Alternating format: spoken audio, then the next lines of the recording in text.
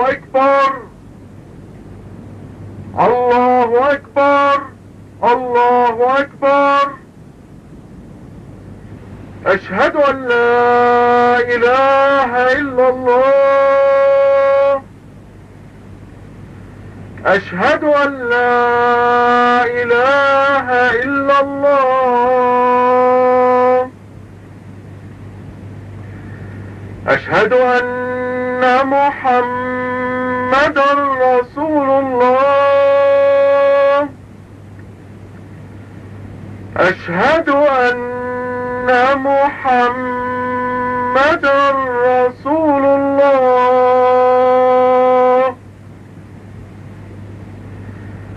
حي على الصلاة.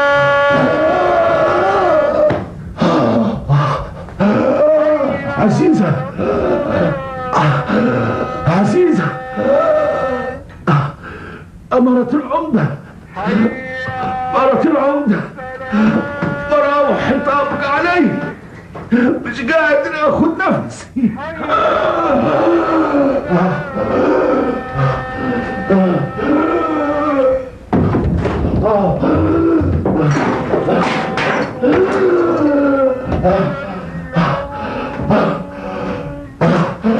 غطوني غطوني.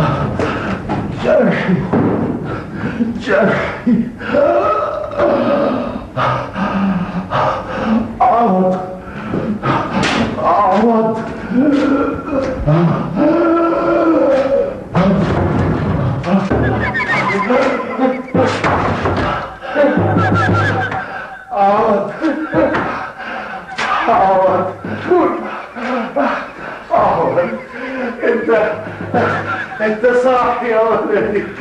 يا ابوي تعبان تعبان قوي. ارتاح. كان نفسي ارتاح من ناحيتك يا ولدي، مش عارف فين هيوديك الزمن. انا زين. ازاي انت محبوس جوا اوضتك؟ كان نفسي تجري وتلعب مع العيال، تتمرق في خير ابوك. كان نفسي تبقى زي الناس، زي اخواتك، تتجوز وتملى علي البيت عيال. الحمد لله. ما بيصبرنيش غيرها.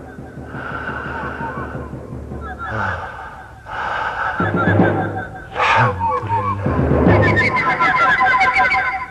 بوي ارتاح. ادعي لي يا عوض، اطلب من ربنا يخف عني المرض. يا رب ريحه، يا رب يا رب.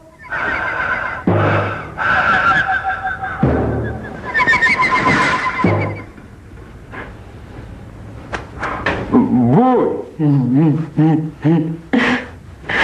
انت نمت. تعال تعال تعال. بوي بوي بوي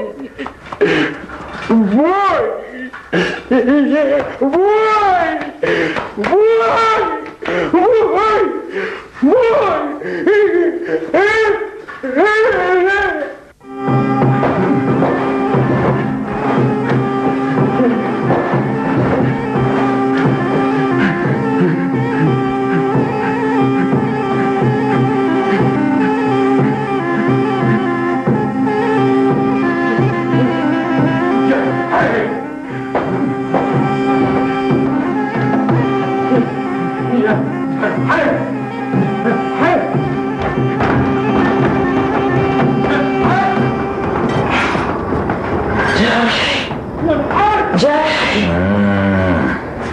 قوم شوف اخوك مات.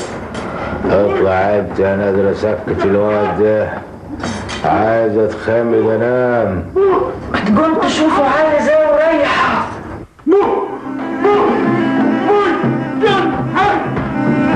يا ما قلت لابويا الواد ده خده فوق جنبك عشان ارتاح منه ومن دوشة واعرف انام، وانا كنت خلفته ونسيته.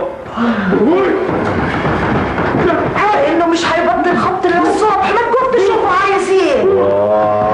يا مرار الطافح منك ومنه.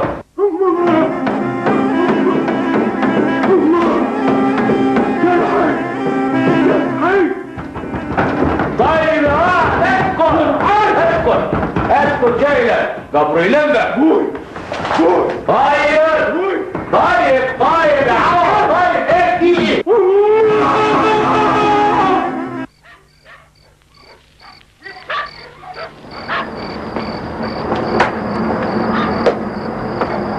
لا حول ولا قوة إلا بالله. إنا لله وإنا إليه راجعون. اصحى يا غفير، اصحى لم الغفر.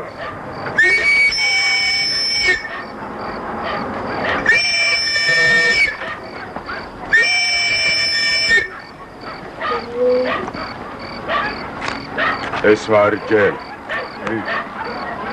البقية في حياة، العمدة مات. لا حول ولا قوة إلا بالله. إيه خليك راجل يا غفير.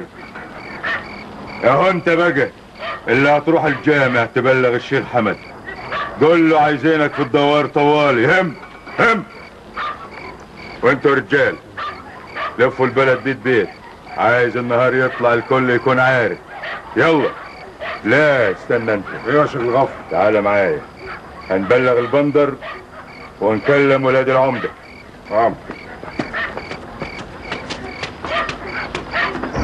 بسم الله الرحمن الرحيم. يا فتاح يا عليم يا رزاق يا كريم. السلام عليكم يا عم الصواف.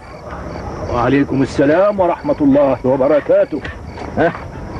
بعد رجليك عن الدوار السعادة يا غفير. كلام الظاهر يفرح قلب الصواف. ايه هيرجع لي حقي؟ صاحب الكرسي اختاره ربه. تقول ايه؟ مات؟ ورايح ابلغ الشيخ حمد في الجامع. لا يا غفير، امر ربك ما يعرفش. لا يا عم الصواف، لا لسه الحساب ما خلصش، لسه الحقوق في الرقاب، والصواف كان مستني الايام. العزا هيتقام الليله يا عم الصواف. عزا؟ انت صدقت؟ الموت ما فيهوش كده. لا ما فيش عزا، لا لسه الحق ما رجعش مطرحه. ما بقيش قدامك غير كلمه عزا تقولها يا عم الصواف. عزا يوم ما يرجع الحق، يوم ما يرتاح الصواف، هقول ايه؟ العمدة مات.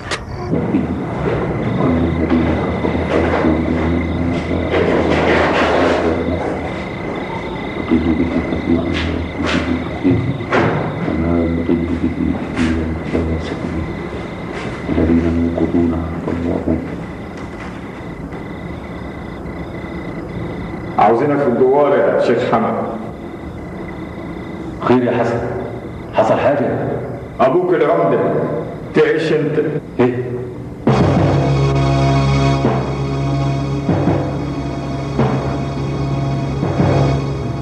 إنا لله وإنا إليه راجعون.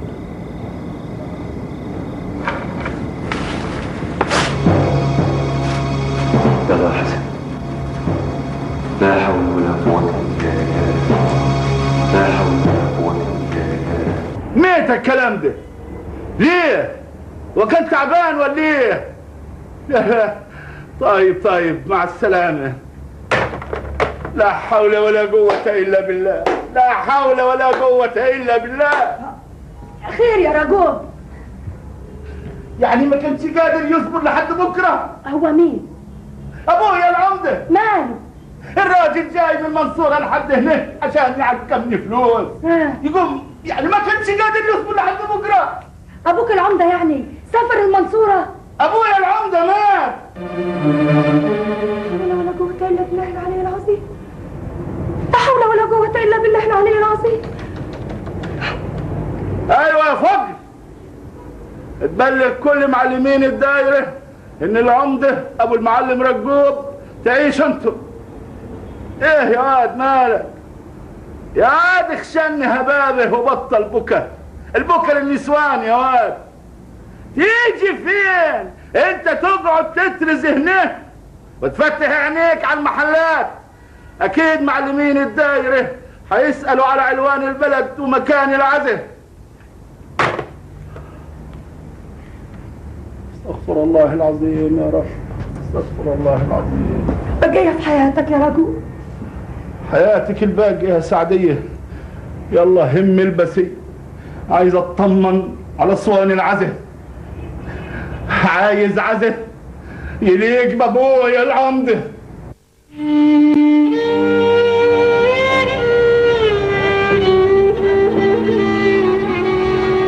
بقية في حياتك يا جبر، ما تعملش في نفسك كده يا حبيبي. حياتك الباقية يا عزة اللي حاسس في نفسي اللي ما قدرتش اعمل له اي حاجة في ساعات الاخيرة مع انه دكتور قد الدنيا. يعني انت يا حبيبي كنت تقدر تعمل ايه؟ حد طلب منك حاجة وانت قلت لا؟ كانوا هيقولوا لي فين؟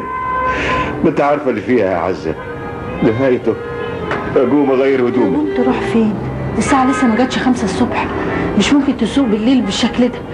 يلا انا هقوم اعمل لك فنجان قهوة. الدنيا مش شايلة لي. شفت بقى؟ شفت ان انت لازم تهدى كده شوية الاول.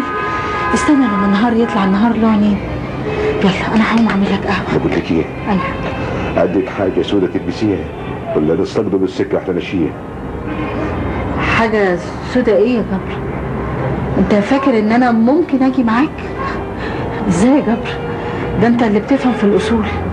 عايزني اروح لهم لغاية بيتهم؟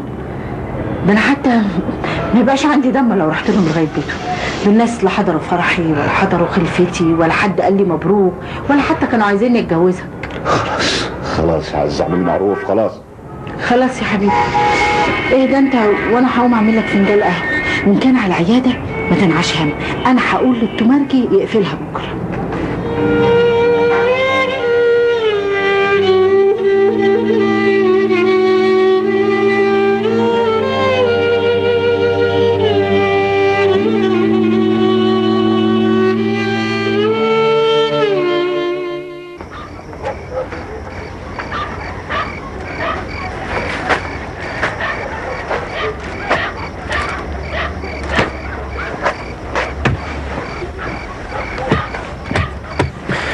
ما تعملش في نفسك كده يا ابوي. استني يا زهرة يا بنت، استني.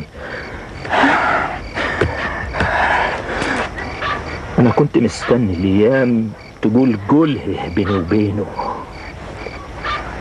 تنصف، تعدل، تحاسب، تحكم بيني وبينه قدام الناس واهل البلد. كنت مستني الايام تلف لفتها وامسك حقي بيدي قدام عينيه. لكن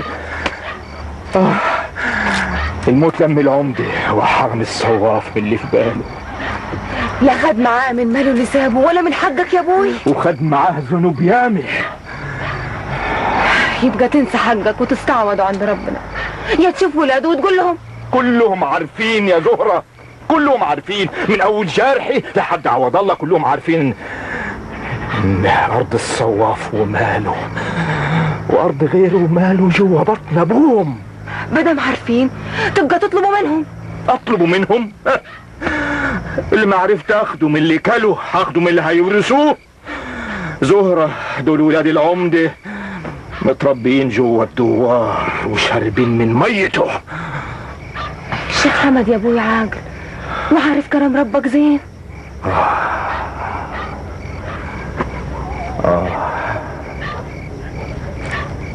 الشيخ حمد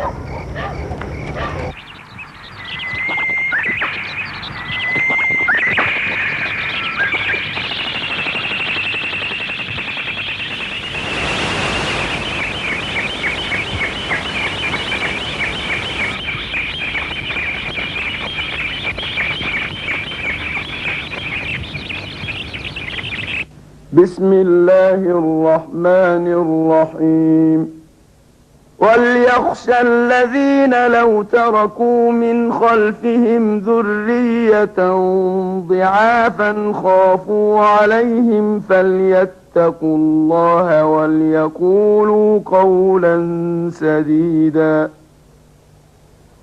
إن الذين يأكلون أموال اليتامى ظلما إنما يأكلون في بطونهم نارا وسيصلون سعيرا واضرب لهم مثل الحياة الدنيا كماء أنزلناه من السماء فاختلط به نبات الأرض فأصبح هشيما تذروه الرياح وكان الله على كل شيء مقتدرا المال والبنون زينة الحياة الدنيا والباقيات الصالحات خير عند ربك ثوابا وخير أملا بسم الله الرحمن الرحيم يوم يفر المرء من أخيه وأمه وأبيه وصاحبته وبنيه لكل امرئ منهم يومئذ شأن يغنيه يوم يفر المرء من أخيه وأمه وأبيه وصاحبته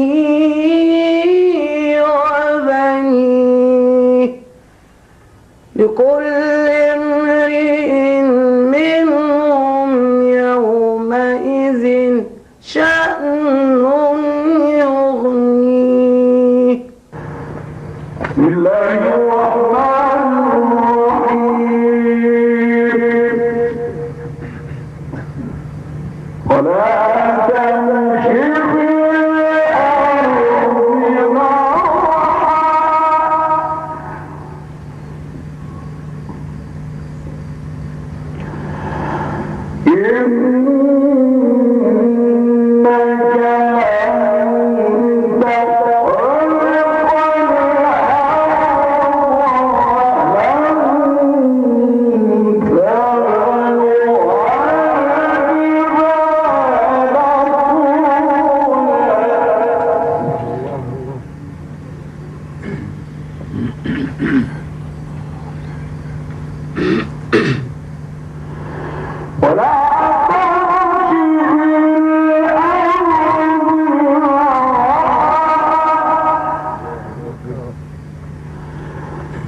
الأرض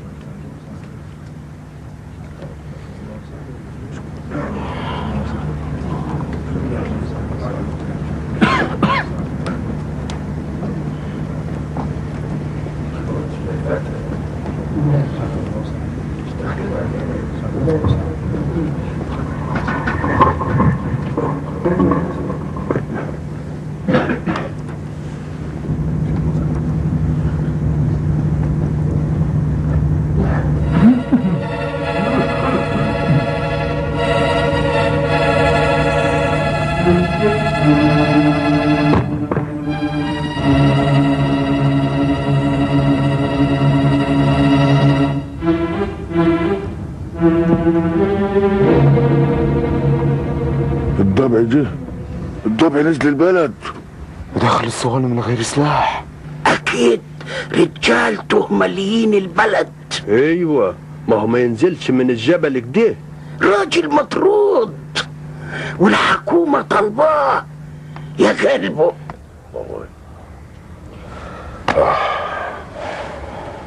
وقال الله جرحي. جايتك عزيزة وضابع. ما نجيلكش بحاجة وحشة. شكر الله سعيك غفر الله ذنبك. تفضل.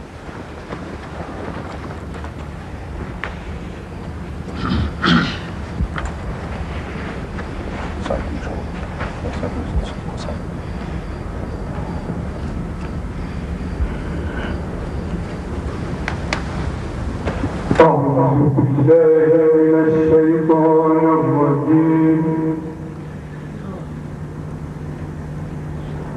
بسم الله الرحمن الرحيم.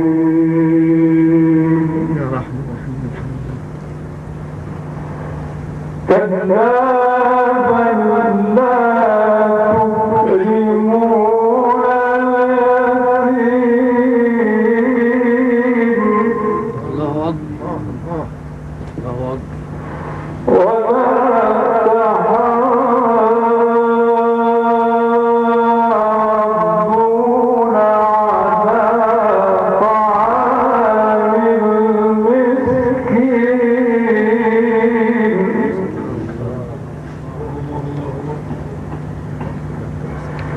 وتأكلون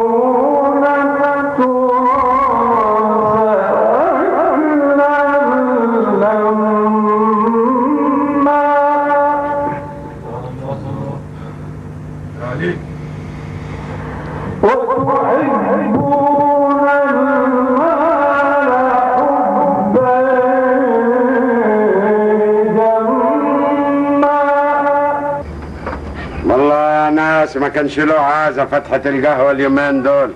شايك يا محروق. ياك هنقعدوا في بيوتنا عشان العمدة مات. ما احنا مش عارفين ايه اللي جاي. الحكاية معتمة قوي. بكرة كل شيء يبان يا قهوة دي، ونطلع واحد يلبد على الكرسي إيه؟ وتمشي زي ما كانت ماشي. ومين يعني اللي هيلبد على الكرسي؟ ولاد العمدة كتير يا اخوي. ما قعدش منهم في البلد غير الشيخ حمد وجرحي، والشيخ حمد لا له في العمودية ولا في الكرسي، يبقى مين؟ هو جرحي. يا راجل قول كلام غير ده. بقول ملوش هذا الكلام ده.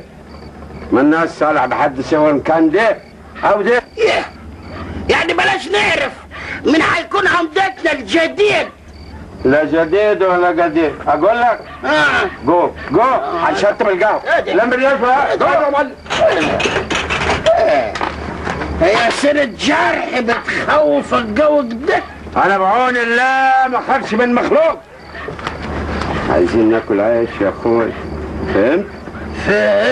طب هو كل عيش. روح كل عيش يا اخوي. قلب بخاف من سيرة جرحي. امال اخاف من مين؟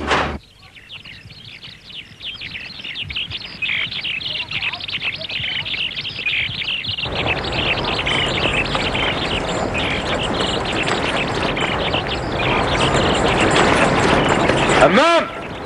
ايوه ماشي. السلام عليكم. عليكم السلام ورحمة الله وبركاته. بقول لك يا همام. ايوه انا عايز الارض واللي فيها وكل شيء يفضل ماشي زي ما كان ماشي ايام العمدة الله يرحمه. حاضر يا جرحي. بس حسابات الارض تبقى معايا من دلوقتي. ماشي. وتشوف كمان المواشي والمخازن واللي فيها. ما انت عارف عنها كل حاجة. ايوه بس في اللي معرفوش، في اللي كان بينك وبين العمدة وبس اعرفه برضك دلوقتي لو عايز. لا هيبقى لنا قاعدة سوا ان شاء الله. سلام عليكم. عليكم السلام ورحمة الله. بقول لك ايه يا جرحي. ايوه عايز اسألك سؤال. قول. كرسي ابوك الله يرحمه فاضي، مين هيقعد عليه؟ ولا ليك البلد هتتساب كده من غير كبير؟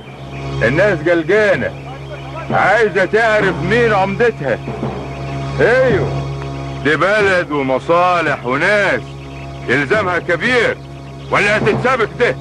لا، تتسابق ده كيف؟ خلاص، يبقى تقعد مع اخواتك وتتفقوا الموضوع ده هيتم كيف، ومين هيقعد مطرح ابوك. ايوه، عشان الناس ترتاح وتعرف راسها من رجليها. ان شاء الله، ان شاء الله.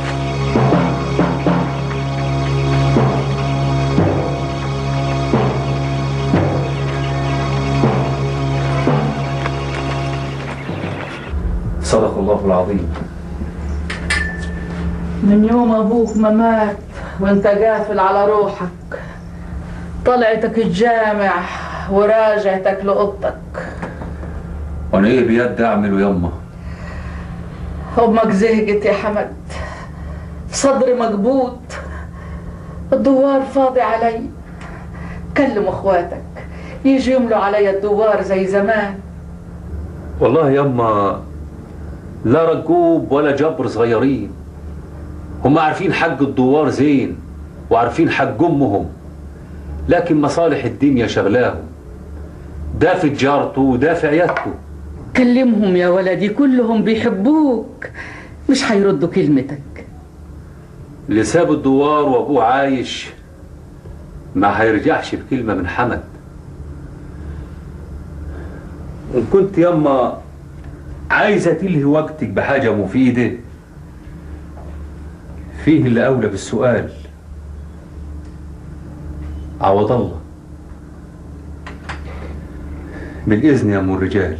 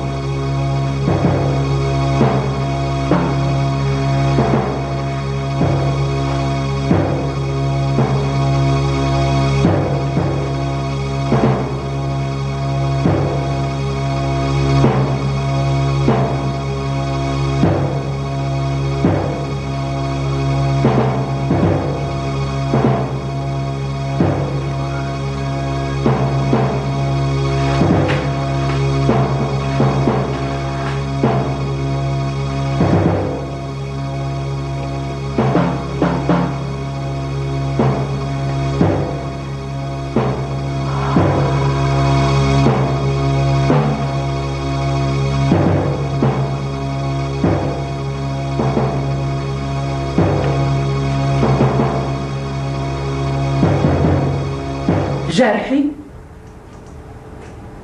أما ايه اللي مقعدك في اوضه ابوك؟ ولا حاجة يا أما، افتكرت أبويا الله يرحمه وقعدته. ما أنت عارفة قعدتي كلها كانت معاه هنا. البركه فيك يا ولدي، ما شالش الحمل طول العمر معاه غيرك. جرحي تعال شوف اخواتك البنات عيشه وصباح. مالهم اخواتي؟ ما عاد لهاش عازه قعدتهم في الدوار، كل واحده وراها مصالحها، بيتها وعيالها، واللي راح راح يا ولدي. لا قعدتهم حتفيد ولا الحزن حيفيد. ما عايزاش اقول لهم قعدتكم ملهاش عازه. قول لهم انت، قول لهم يا ولدي انا ما يرضينيش قعدتهم في الدوار كده وسايبين مصالحهم. وحوصلهم بنفسي كمان يما. هما فين عيشة وصباح؟ يا عيشة يا صباح.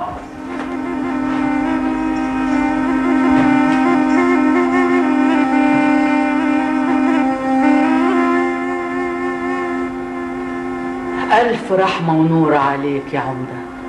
عوض الله. كيفك يا عوض الله؟ عايزك من النهارده تعتبرني زي ابوك. كل اللي تطلبه، كل اللي تعوزه، ولا تشيلي في نفسك واصل. الموت علينا حق، وانا زي ما قلت لك مطرح ابوك.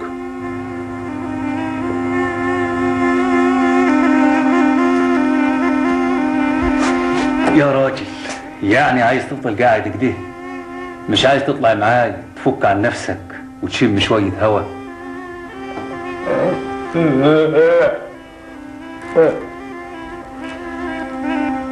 طيب اسمع يا عوض الله، اي مخلوق يزعلك ولا يضايقك تقول لي طوالي.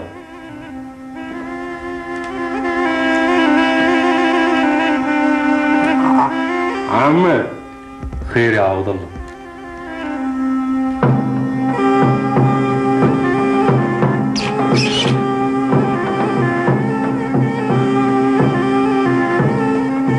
ادعيني.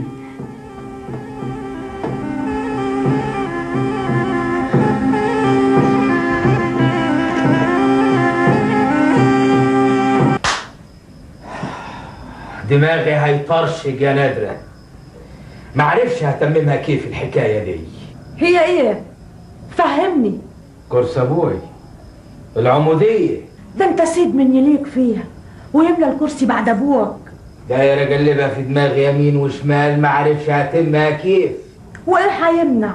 وها ياك ناس يا ابن رجوب اخونا الكبير والشيخ حمد اكبر مني، غير ان ناس البلد كلها بتحبه.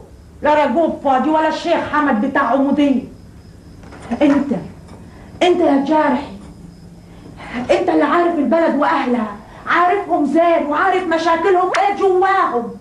على اي حال انا شيعت الرجوب تلغراف اشوفه ناوي على ايه. رجوب يعرف ايه عن البلد؟ رجوب بيجي في السنة مرتين انجاهم يزور ويمشي، ولا هيسيب تجارته ويجي يقعد وسط الخلق هناك؟ ده غير ان ابوك الله يرحمه ما كانش راضي عن التجارة اللي مشي فيها. والشيخ حمد كل اللي في دماغه انه يصلي بالناس ويعلمهم كلام ربهم. انت يا جارحي، انت اللي كنت مع ابوك شايل معاه الدوار والعمودية. صح يا نادرة. يبقى ما تدورش هتتمم الحكاية دي كيف، والكرسي بينادمك والبلد واهلها ما هينفعهمش الا انت عرفهم وبس. عرفهم ان مكان ابوك انت احق واولى بيه، لا الشيخ حمد ولا رجوب.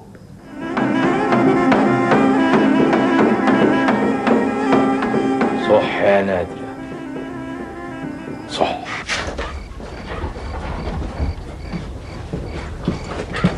الشيشة يا معلم، قبر يلمك، يبقى خبط ياض قبل ما تدخل، لقحها هنا. حاضر يا معلم. يهدي.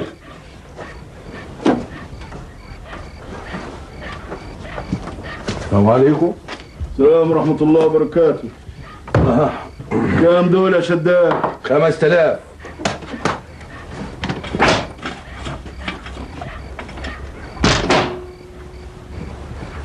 قول لي، شفت المحلات؟ لسه جاي من عنديهم دلوقتي. وصاحبهم عايز كام تمن؟ 250,000. ايه؟ ربع ارنب. اتجنن ياك عشان يطلب في محلات ربع ارنب. ايه هيلقى اللي يدفع. المحلات تسوى، واللي عايز يوسع دارته ما يدورش. انت عارف يعني ايه 250,000 جنيه؟ اجيبهم منين دول؟ يبقى فض دماغك من دي قضيه. ما اقدرش. دول هم دول يا واد اللي يعدلوا الحال ويعوموا المركب. هم دول اللي يخلوا تجارتك ملهاش حد ومكسبك ملوش اخر. حيرتني يا معلم، ما تتصرف. ازاي؟ ما هو ده اللي مجنني. على فكرة صبري اتصل بيك النهارده. كان عايز يهدى. يعني بيقول لو عندك ساعتين فاضي كده فيهم تروح تشتغلهم معاه في المستشفى بتاعته. والله ما جيت من اصحاب المستشفيات يا صبري. ده بيحكي عنها باين عليها تجنن. انا هكلمه وابارك له، وبعدين انا مش فاضي، انا ملاحق على العياده يا عزه. ليه يا جبر؟ في حد يكره زياده؟ الحمد لله عيادتي مكفياني، ربنا ما يحوجني الناس. باين عليك بطلت تحيا انت. خطوه خطوه يا حبيبتي، بكره العياده تكبر ونجيب بدل المستشفى 2.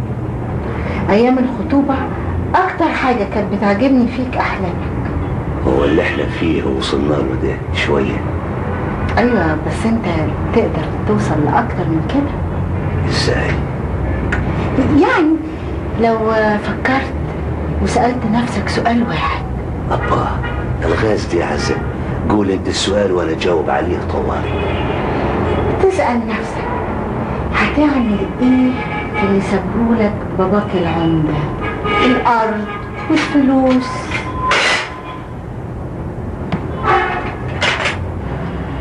هعمل ايه يعني؟ جرح اخويا هناك في البلد، مراعي المال ومراعي الارض، وبعدين بكره نتحاسب بالورقه والقلم. ما قلتش لا، بس ممكن يكون افيد لنا. عزة كفاياكي. مش عيب يا جبر، بس مش وقته. ابويا الله يرحمه ما كملش اسبوعين وعايزاني اروح البلد اقول لهم واكلمهم في الميراث. ما قلتش دلوقتي، ممكن تخلي حد تاني هو اللي يتكلم وفي الوقت اللي يعجبك انت. ارجوك يا عزة ما تفتحيش سيرة الكلام ده خالص بعد كده. خلاص يا جبر، اعرف انت ليك ايه وباباك العمدة ساب لك ايه، عشان لما تيجي تتحاسب مع جرحي تعرف انت بتتحاسب على ايه من اصله.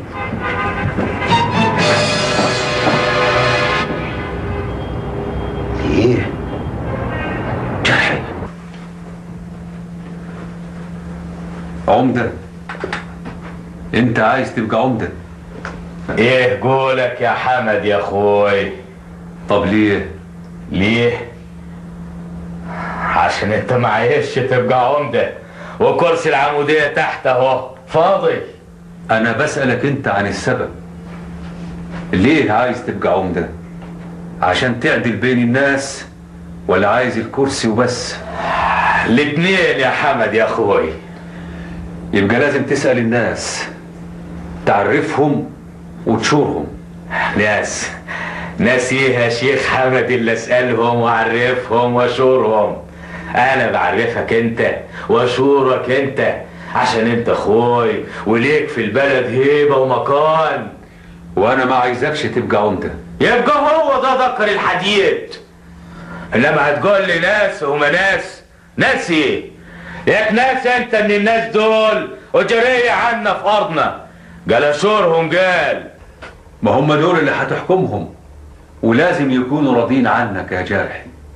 مش بعيد يكون حد في وسطهم عايز يبقى عمدة. حد في وسطهم عايز يبقى عمدة؟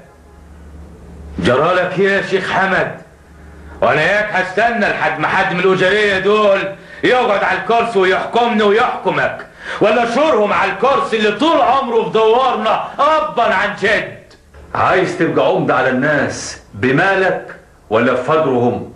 لا يا جرحي، الكرسي محتاج عدل وحكمة. عايز اللي يخاف على الناس ومصالحهم ويرعى الفقير قبل الغني. صح، كلام زين، وهو ده اللي في دماغي. بأمارة ايه؟ ما انت شايفهم كلهم أجرية. عاوز تبتدي حكمك وانت شايف الناس عبيد عندك؟ لا يا جرحي، اول عدلك ظلم واول خطوتك تايهة. ايه يا شيخ حمد ايه؟ ياك شايفني طايح في الناس؟ انا عايز اسمع منك كلمة واحدة، يا لا. طبعا لا. يبقى كتر خيرك. وبكرة تعرف يا شيخ حمد ان الكلام اللي بيقوله لك جرحي هو الصح، وان ناس البلد دي يلزمهم يد جامدة عشان تقدر تحكمهم وتمشي كلمتك عليهم. على اي حال انا هيبقى لي كلام تاني مع رجوب اخونا الكبير. ان كان عايز الكرسي يتفضل، وان كان عايز حاله وتجارته يبقى زي ما سوا.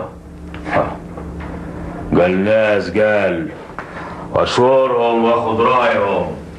اخد راي مين؟ عارف مين؟ مش عاجبه كلامي، عايز يشور الأجرية والشغيلة مين يقعد عمدة مطرح ابوه. عمدة؟ بس يا ولدي لسه بدري على الكلام ده.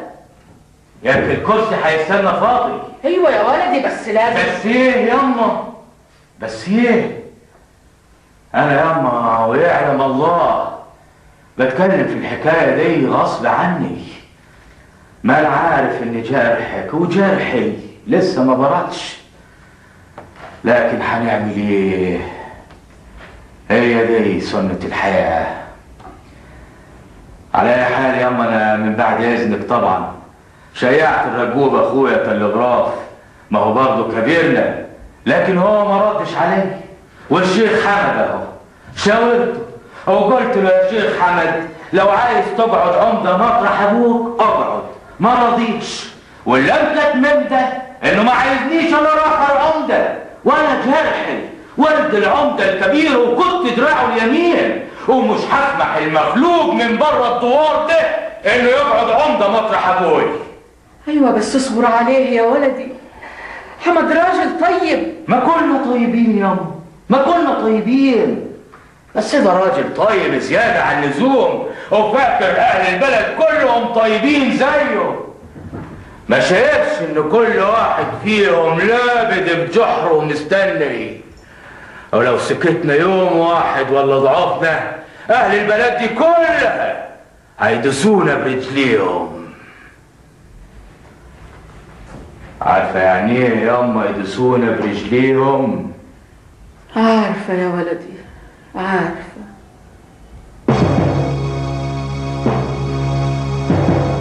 ربنا يعينك عليه.